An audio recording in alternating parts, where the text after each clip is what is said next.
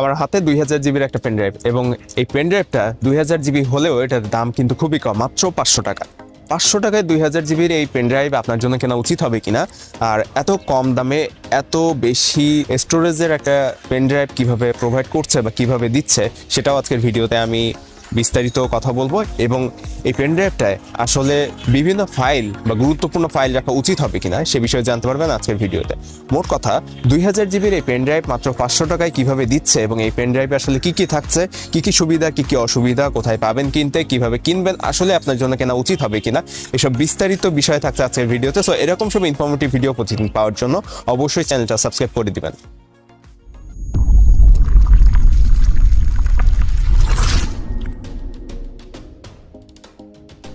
2000 GB বা 2 টিবির পেনড্রাইভটি আমাদের কাছে পাঠানো হয়েছিল ঠিক এরকম একটা প্লাস্টিক ব্যাগ বা পলি ব্যাগে করে। আমাদের পেনড্রাইভের প্যাকেজিং অতটাও ভালো ছিল না, তবে প্যাকেজিং যেমনই হোক, পেনড্রাইভটা যদি ভালো হয় তাহলে প্যাকেজিংয়ের অবস্থা আমাদের কোনো কাজে আসবে না। সুতরাং প্যাকেজিংয়ের অবস্থাটা অ্যাভয়েড করি এবং ভিতর থেকে পেনড্রাইভটা বের করে নিয়ে আসি, এবং সেটা আমরা দেখব যে এটা আসলে 2000 জিবি রয়েছে কিনা এটাতে, এবং এটা কেমন কাজ দিবে। বাইরের প্লাস্টিক ব্যাগের ভিতরে আরও একটা প্লাস্টিক ব্যাগে আমাদের আজকের পেনড্রাইভটা রাখা ছিল, এবং বাইরে থেকে মোটামুটি পেনড্রাইভটাকে দেখা যাচ্ছিল, এবং এই সাইডে একটা কিউআর কোড বা বারকোড দেওয়া রয়েছে। আর পেনড্রাইভটা দেখে কিছুটা ধারণা করতে পারছেন যে পেনড্রাইভটা আসলে চাবি রিং বা কিরিং হিসাবেও ব্যবহার করতে পারবেন, সেরকম একটা সিস্টেম এখানে দেওয়া রয়েছে। সো আমরা এই প্যাকেটটিও খোলার চেষ্টা করেছি এবং খুব সহজে ভিতর থেকে পেনড্রাইভটা নিয়ে আসতে পেরেছি।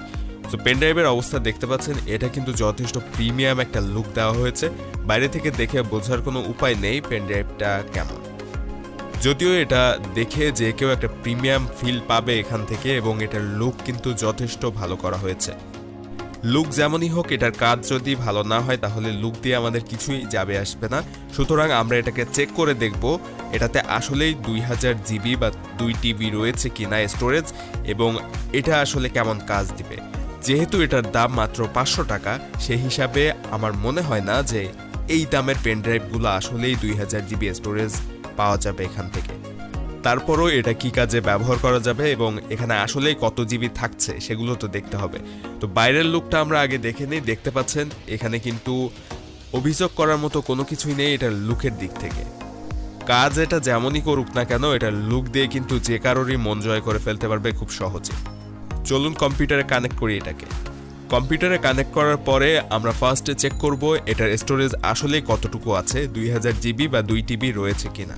যেহেতু এটার দাম মাত্র 500 টাকা, সে কারণে প্রথমে আমাদের মাথায় আসবে আসলে আমাদের কম্পিউটার এটাকে ডিটেক্ট করতে পারে কিনা বা পেনড্রাইভ হিসাবে ডিটেক্ট করে কিনা। যদিও এটাতে কোনো ইন্ডিকেটর লাইট নেই যেটা দেখে বোঝা যাবে কম্পিউটারে লাগানোর পর এটা আসলে কানেক্ট হয়েছে কিনা, সেক্ষেত্রে একমাত্র ভরসা এই নোটিফিকেশনটি, এবং সেটা আমাদের সামনে ভেসে উঠেছে। অলরেডি আমাদের কম্পিউটার এই পেনড্রাইভটিকে ডিটেক্ট করে ফেলেছে। এখন দেখতে হবে এটা আসলে কত জিবির পেনড্রাইভ। তো এখানে যদিও 2 টিবি শো করছে 1.90, তারপরও আমরা ফরম্যাট করে দেখব যে এটা আসলে কত জিবি থাকে। তো ফরম্যাট করার জন্য জাস্ট ফরম্যাট করার ট্রাই করছি, দেখা যাক এটা ফরম্যাট করার পর আসলে কত জিবি থাকে। তো আমরা অলরেডি কিন্তু এখান থেকে ফরম্যাট করে দিয়েছি, এবং দেখেন জাস্ট কয়েক সেকেন্ডের মধ্যে ফরম্যাট হয়ে গিয়েছে। 2000 জিবির একটা পেনড্রাইভ ফরম্যাট হতে এত কম সময় লাগে না, আরও বেশি সময় লাগার প্রয়োজন ছিল। এখানে একটা সন্দেহের সৃষ্টি হয় যে এত কম সময়ের মধ্যে 2000 জিবির একটা পেনড্রাইভ কিভাবে ফরম্যাট হয়ে যাচ্ছে। প্রথম সন্দেহটা যদিও এখান থেকে শুরু হয়, কিন্তু ফরম্যাট করার পরেও এটার যে স্টোরেজ সেটা কিন্তু একটুও কমেনি, যেটা ছিল সেটাই রয়েছে 1.90 টিবি।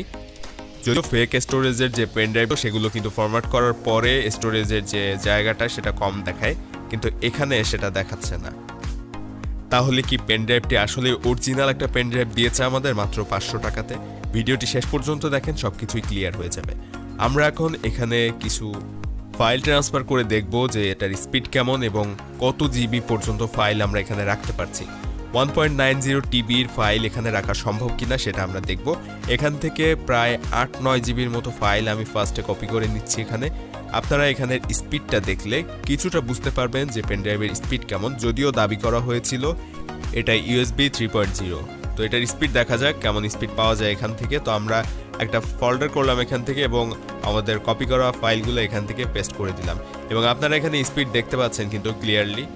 যদিও 2 টিবির একটা পেনড্রাইভের স্পিড এরকম হওয়া উচিত না, তারপরেও এই স্পিডে যদি আমরা পুরো 2000 জিবির ফাইল এখানে কপি করতে পারি তাহলে কিছুটা হলেও অভিযোগ দেওয়ার জায়গা থাকে না, কারণ আমাদের পেনড্রাইভের দামটাও তো বিবেচনা করতে হবে। তারপরেও এটার স্পিড কিন্তু একেবারে খুব খারাপ এখন আপাতত পাচ্ছি তা না দামের হিসাবে, তবে 2000 জিবির পেনড্রাইভের স্পিড এর থেকে আরও বেশি থাকে। কিছুক্ষণ কপি করার পরে এটার স্পিড কিছুটা কমে গিয়েছে, যেটা আপনারা খেয়াল করতে পারছেন, এবং আরও কিছুক্ষণ কপি করার পরে আমরা দেখব এটার স্পিডের অবস্থা কি হয়। আপাতত দেখতে পাচ্ছেন স্পিড কিন্তু খুবই করুণ অবস্থাতে চলে গিয়েছে। শুরুতে যদিও 7-8 MBPS পাচ্ছিল স্পিড, কিন্তু এখন সেখানে কেবিতে নেমে এসেছে, কখনো কখনো 0 কেবি, 1-2 কেবি, 500 থেকে 700 কেবিও শো করছে। সম্পূর্ণ ফাইল কপি হতে সময় লেগেছিল প্রায় 1 ঘন্টার কাছাকাছি। যদিও এইচপির অরিজিনাল একটা 32 জিবির পেনড্রাইভে আমার 10 জিবির ফাইল কপি করতে এত সময়ের প্রয়োজন পড়ে না, আরও কম সময়ে কপি হয়ে যায়। তারপরও এখানে সময় লেগেছে প্রায় 1 ঘন্টার মতো, এটাও আরেকটা সন্দেহের বিষয়। যাই হোক, ফাইলগুলো আমরা চেক করলাম তখন মোটামুটি সবগুলো ফাইলই দেখেছি এখান থেকে। ফাইলগুলোর কোনো সমস্যা হয়নি, সঠিকভাবে কপি হয়েছে এবং ফাইলের ডাটাও ঠিকঠাকভাবে ছিল, সবগুলো ফাইল ঠিকঠাকভাবে ওপেন করাও যাচ্ছিল। সো আমাদের মনে হয়েছে যে 10 জিবি ফাইল কপি করার পরেও এখানে কোনো ধরনের সমস্যা পাইনি। এখন আরও প্রায় 24 জিবির ফাইল এখানে আমি কপি করতে দিয়েছি, তো টোটাল আমাদের প্রায় 34 জিবির উপরে ফাইল এখানে কপি হবে। কিন্তু কিছুক্ষণ কপি হওয়ার পরে অবস্থাটা দেখতে পাচ্ছেন, আমাদের যে কপি করার অপশন সেখানে কিন্তু ইরর দেখা দিয়েছে, এবং এখান থেকে যদি আমি দেখাই, খেয়াল করলে দেখতে পাবেন এখানে কিন্তু বলছে যে আমাদের ফাইলের সমস্যা হয়েছে, এরকম কোনো কিছু। সো আমি যদি এখান থেকে ট্রাই এগেইন করি, আরও একবার ট্রাই করি দেখি, তারপরেও কিন্তু এটা হচ্ছিল না। সো আমি ওটাকে ক্যান্সেল করে দিয়েছি। এরপরেও এখানে কিছু ফাইল কপি হয়েছিল ওই 24 জিবি থেকে, এবং সেখান থেকে একটা ভিডিও ওপেন করার পরে দেখি যে আসলে এখানে কোনো ডাটা নেই, ভিডিও কোনোটাই এখান থেকে ওপেন হচ্ছে না, একটাও ডাটা আসেনি। অর্থাৎ এই পেন ড্রাইভে আমি যতগুলো কপি করেছি লাস্টে একটাও কপি হয়নি, বরং শুধুমাত্র ফাইল দেখতে কপি হয়েছে।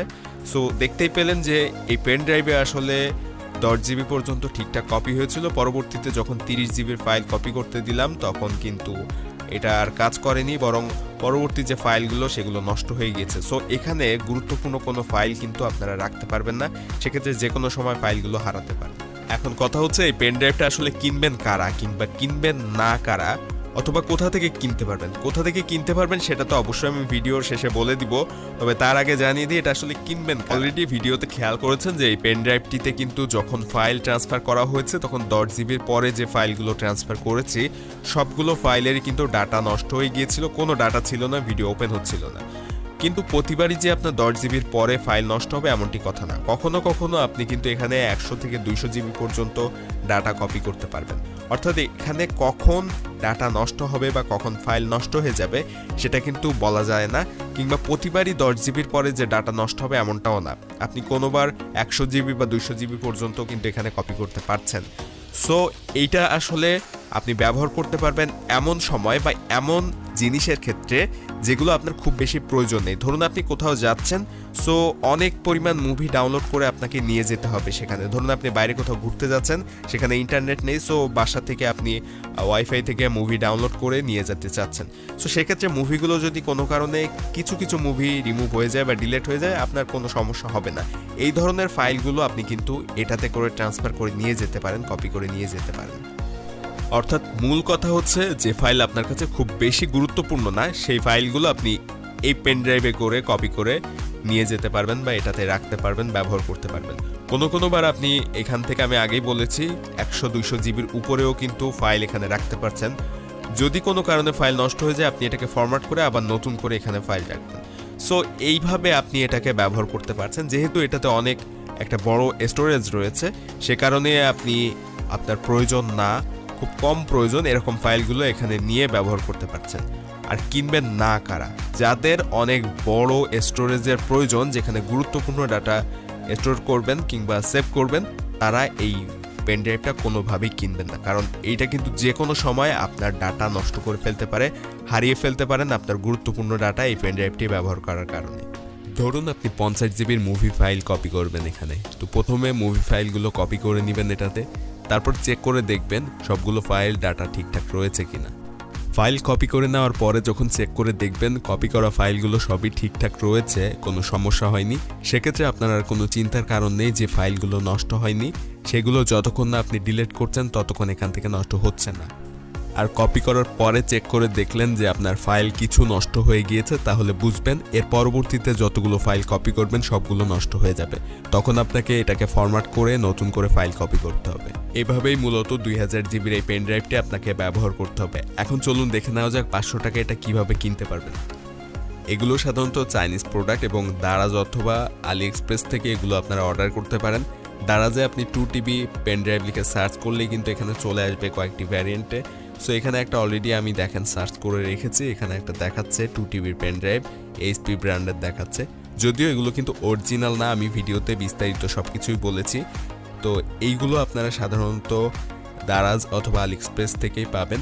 তবে আমি কি কি কাজে আপনারা ব্যবহার করতে পারবেন সেগুলো কিন্তু বিস্তারিত সব বলেছি এবং এগুলো সমস্যা কি সেগুলোও বলেছি। সুতরাং অবশ্যই কেনার আগে চিন্তা ভাবনা করে তারপর অর্ডার করবেন। সো 2TB পেন ড্রাইভ লিখে দারাজে সার্চ করলেই পেয়ে যাবেন এই পেন ড্রাইভগুলো।